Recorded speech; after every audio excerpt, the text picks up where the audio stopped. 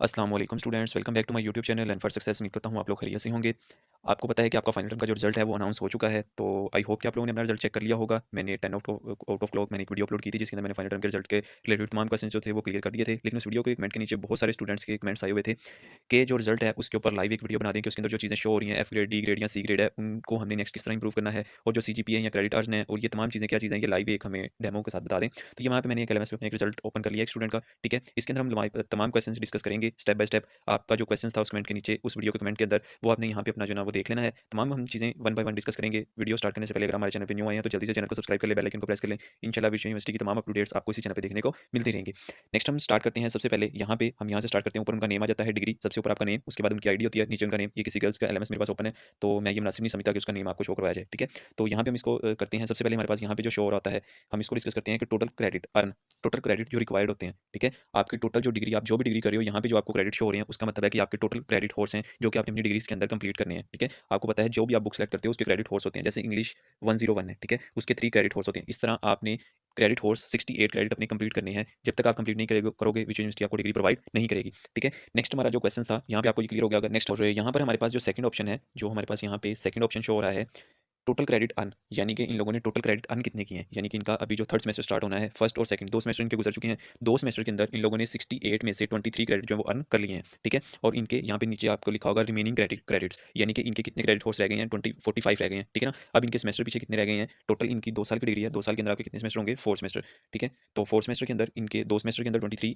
आए हैं earn, credit earn किए हैं, क्योंकि इनके काफ़ी ज़्यादा सब्जेक्ट जो है ना वो फेल भी हैं, ठीक है ना, जिनकी वजह से इनको लॉस हुआ है और इनको एक्स्ट्रा सेमेस्टर भी लगाना पड़ेगा, ठीक है। तो यहाँ से जब तक आपके क्रेडिट कोर्स कंप्लीट नहीं होते तब तक आप अपनी डिग्री विच यूनिवर्सिटी से नहीं ले सकते, ठीक है। तो ये आपको आई होप कि पता चल गया होगा कि टोटल क्रेडिट कोर्स क्या होता है, ठीक है। अर्न क्रेडिट कोर्स वो होते हैं जो कि आप किताबें पढ़ चुके हो और आपने अर्न कर लिए हैं। जो BS कर रहे हैं उनके 134 क्रेडिट कोर्स होते हैं जो उन लोगों ने 4 साल के अंदर कंप्लीट करने होते हैं, ठीक है। और यहाँ पे आगे रिमेनिंग क्रेडिट कोर्स, यानी कि जो सा आपका सेमेस्टर चल रहा होता है उसके अंदर आपने जितने क्रेडिट अर्न कर लिए होते हैं उनमें से जो टोटल होते हैं उनको माइनस कर दिया जाता है। और यहाँ पे आपका आ जाता है CGPA। ये आपको पता होगा तमाम स्टूडेंट्स को, इनका CGPA भी बहुत कम है, ठीक है। और इनको मेहनत की बहुत ज़्यादा जरूरत है। अगर इनका 2 CGPA नेक्स्ट 2 सेमेस्टर के अंदर इनका 2 से अबव CGPA नहीं होता तो विच यूनिवर्सिटी इनको डिग्री प्रोवाइड नहीं करेगी, ठीक है। काफ़ी स्टूडेंट परेशान होते हैं कि हमारा यहाँ पे 2 CGPA नहीं है तो क्या हमें विच यूनिवर्सिटी डिग्री प्रोवाइड नहीं करेगी। तो मैं आपको पिछली वीडियो के अंदर भी बता चुका हूँ, पिछली वीडियो मेरी इससे ज़्यादा डिटेल पे है, ठीक है ना। तो वो वीडियो आपने लाजमी वॉच कर लेनी है। इस वीडियो को डिस्क्रिप्शन में उस वीडियो का लिंक डाल दूंगा, आपने वो वीडियो भी वॉच कर लेनी है, ठीक है। तो 1.53 है ना, तो ये अगर आपका ओवरऑल तमाम सेमेस्टर का देखो, आपके 1 से लेकर 8 सेमेस्टर तक अगर आपका 2 CGPA है तो आप जो है ना विच यूनिवर्सिटी से डिग्री ले सकते हो, अदरवाइज आप डिग्री नहीं ले सकते। इनका इस सेमेस्टर के अंदर इतना है, नेक्स्ट अगर ये अपने इनके 2 सेमेस्टर रह गए हैं, अगर ये उनको इंप्रूव करते हैं तो ये जो है ना अपनी डिग्री ले सकते हैं विच यूनिवर्सिटी से, ठीक है। और यहाँ पे काफ़ी स्टूडेंट्स पूछते हैं कि कितना CGPA जो वो अच्छा होता है, बेस्ट होता है, ठीक है। तो मैं आपको ये कहूँगा कि अगर आपका 2.5 से अबव CGPA है तो आपको इंप्रूव करने की जरूरत नहीं है किसी भी सब्जेक्ट को, ठीक है ना। आप नेक्स्ट अपने सेमेस्टर के अंदर मेहनत करो, उसके अंदर आप स्ट्रगल करो, उसके अंदर आप अच्छा CGPA लो, आपका 3+ CGPA आ जाएगा, ठीक है। और यूनिवर्सिटी के अंदर 3+ CGPA अच्छा CGPA होता है, ठीक है।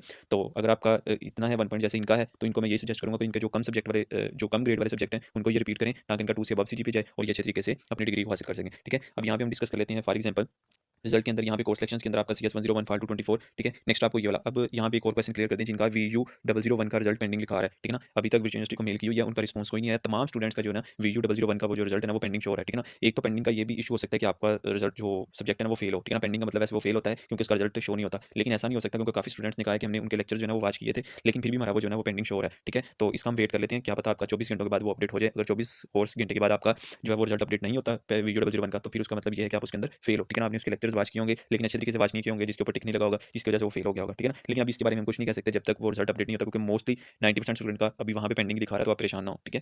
अब यहाँ पे हम डिस्कस कर लेते हैं। दूसरा क्वेश्चन बच्चों का ये होता है कि हमें जैसे मिड टर्म के अंदर बताया जाता है कि हमारे 40 में से 38 मार्क्स आए हैं, तो क्या फाइनल टर्म के मार्क्स भी इस तरह बताए जाते हैं या नहीं बताए जाते। तो ऐसा हरगिज नहीं है, फाइनल टर्म के अंदर आपके मार्क्स नहीं बताए जाते, आपका जस्ट जो है ना वो CGPA बताया जाता है, ठीक है ना। अब काफी स्टूडेंट का ये मैसेज था कि CGPA कैलकुलेट किस तरह करते हैं, तो मैंने बताया कि कल इंशाल्लाह रात को आपको वीडियो मिल जाएगी CGPA कैलकुलेशन किस तरह करते हैं, ठीक है। तो आज हमने जस्ट यही चीजें डिस्कस करनी है जो इसके अंदर है। CGPA हम इसके अंदर देख लेते हैं। ये जो आपका यहाँ पे आपके जो है वो कोर्सेज शो रहते हैं, इसके अंदर ये जो GPA लिखा हुआ है, ये GPA होता है आपका इस बुक के अंदर कितना GPA आया है, ठीक है। आपका इस बुक के अंदर आया 2.67 GPA, ठीक है ना। यहाँ पे आपका ग्रेड शो हो रहा है। योर परसेंटेज का मतलब होता है कि आपकी इस बुक के अंदर परसेंटेज कितनी आई है, ठीक है ना। और परसेंटाइल का मतलब होता है कि आपकी ओवरऑल एवरेज कितनी आई है क्लास के अंदर। फॉर एग्जाम्पल मैं कहता हूँ कि CS 101 को सब्जेक्ट को पढ़ने वाला 1000 स्टूडेंट था इस पूरे सेमेस्टर के अंदर। CS 101 जो है ना वो 1000 स्टूडेंट्स ने पढ़ी है, और 1000 स्टूडेंट्स में से किस फॉर एग्जांपल 900 स्टूडेंट्स ने पेपर दिया है। अब 900 स्टूडेंट्स में से कोई 800 स्टूडेंट्स ने इस बुक को पास किया है, ठीक है ना। तो ये तमाम चीज़ों की जो एवरेज निकाली जाती है ना उसको हम कहते हैं परसेंटाइल, ठीक है ना। परसेंटाइल वो जो है ना इस बुक की जो एवरेज एवरेज नंबर आए हैं ना तमाम स्टूडेंट्स के, वो आए हैं 65.21, ठीक है ना। आई होप कि आपको ये चारों बॉक्सेस के बारे में पता चल गया होगा। परसेंटेज जो आपका सिंगल सिंगल रिजल्ट है ना वो यहाँ पे शो नहीं होता,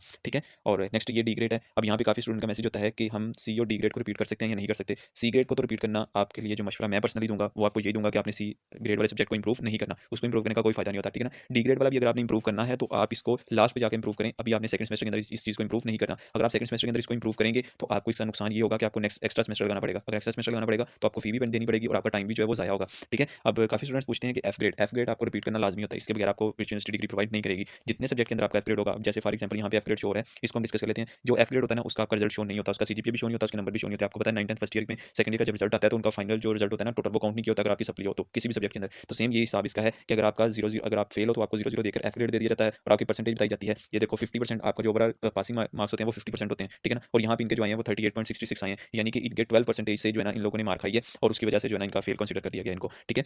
नेक्स्ट इनका बी नेगेटिव ग्रेड है, ठीक है। तो काफ़ी स्टूडेंट पूछ रहे हैं कि सी और डी ग्रेड जो है वो अच्छा ग्रेड होता है या नहीं होता। सी ग्रेड जो है वो अच्छा होता है, लेकिन डी ग्रेड ये होता है कि आपका एवरेज बच्चों में आ जाता है, ना नालायक बच्चों में आता है, ना लायक बच्चों में आता है। तो आप इसको इंप्रूव करना चाहो तो डिग्री के बिल्कुल लास्ट पे जाकर इंप्रूव कर सकते हो। अभी आप इसको इंप्रूव ना करो, मेरा आपको यही मशवरा है, ठीक है ना। बाकी इसकी जब कोर्स सिलेक्शन ओपन होगी, काफ़ी स्टूडेंट्स पूछ रहे थे कि इसको हम इंप्रूव किस तरह कर सकते हैं और इसकी जो है ना कितनी फी जो है वो पे करनी पड़ेगी। तो आपकी जब कोर्स सिलेक्शन ओपन होगी तो आप इन सब्जेक्ट को स्टडी कर सकते हैं और एक सब्जेक्ट की जो फी बनती है आई थिंक पूरे सेमेस्टर के अंदर वो 3000 बनती है। तो आपने किसी भी सब्जेक्ट के अगर आपका किसी भी सब्जेक्ट के अंदर एफ ग्रेड है तो उसकी भी आपको 3000 पे करनी पड़ेगी और अगर आप किसी सब्जेक्ट को इंप्रूव करना चाहते हैं तो उसकी भी आपको 3000 पे करनी पड़ेगी और वो इंस्टॉलमेंट की शक्ल में आपको जो फी है ना वो पे करनी पड़ेगी। जैसे आपने फर्स्ट सेमेस्टर की इंस्टॉलमेंट बनाई थी, इस तरह सेकंड सेमेस्टर की बनाओगे और उसी के अंदर जो है ना वो आपका ये होगा। और नेक्स्ट को काफ़ी स्टूडेंट पूछ रहे थे, अगर हम इनको रिपीट करना चाहें, फॉर एग्जाम्पल अगर आपके सेकंड सेमेस्टर के 1 2 3 ये आपके फर्स्ट सेमेस्टर के हैं और यहाँ पे हम लिख लेते हैं ये हमारे पास जो है वो सेकंड सेमेस्टर के बुक्स हैं, ठीक है। अगर आपका इन दो के अंदर एफ ग्रेड आ गया, ठीक है ना, आप इनको इंप्रूव करना चाहते हैं इस सेमेस्टर के अंदर, जस्ट आप 3 बुक को सेलेक्ट कर सकते हैं। अगर आप ये वाली 2 बुक्स को सेलेक्ट करोगे तो फिर इनमें से आपको कोई एक बुक सेलेक्ट करनी पड़ेगी, यानी कि दोनों को मिला के आपको सिर्फ 3 बुक सेलेक्ट करनी है, ठीक है ना, थर्ड सेमेस्टर के अंदर। या तो आप फर्स्ट 2 एफ ग्रेड या डी ग्रेड वाले सब्जेक्ट को चूज कर सकते हो या ये वाला एक सब्जेक्ट चूज कर सकते हो, दोनों को मिला के आपके 3 सब्जेक्ट बनते हैं, ठीक है ना। तो ये इंशाल्लाह जैसे ही कोर्स सिलेक्शन ओपन होगी इसके ऊपर मैं कंप्लीट डिटेल के साथ वीडियो बनाऊंगा। अभी आप परेशान ना हो, जो स्टूडेंट्स परेशान हो रहे हैं कि हमारा इतना कम सीजीपीए आया है तो टेंशन ना लें, ये जस्ट अभी एक रिजल्ट के ऊपर ही आपका पूरा सीजीपीए नहीं है, पूरा डिग्री अभी आपकी पड़ी है। आप नेक्स्ट सेमेस्टर के अंदर मेहनत करें, इंशाल्लाह जो है ना आपका रिजल्ट अच्छा आएगा। इंसान गिर गिर के बड़ा होता है, परेशान होने की जरूरत नहीं है, ठीक है। और रिलैक्स होकर कल से अपनी जो है ना नॉर्मल लाइफ स्टार्ट करें। जैसे कोर्स सेक्शन ओपन होगी इंशाल्लाह आपको गाइड कर दिया जाएगा। मैं आई होप कि जितने भी बच्चों के क्वेश्चन थे वो मैंने क्लियर कर दिए हैं। अगर फिर भी किसी भी स्टूडेंट का कोई क्वेश्चन हो तो कमेंट बॉक्स में पूछ सकते हैं, इंशाल्लाह तमाम के जो क्वेश्चन है वो क्लियर कर दिए जाएंगे।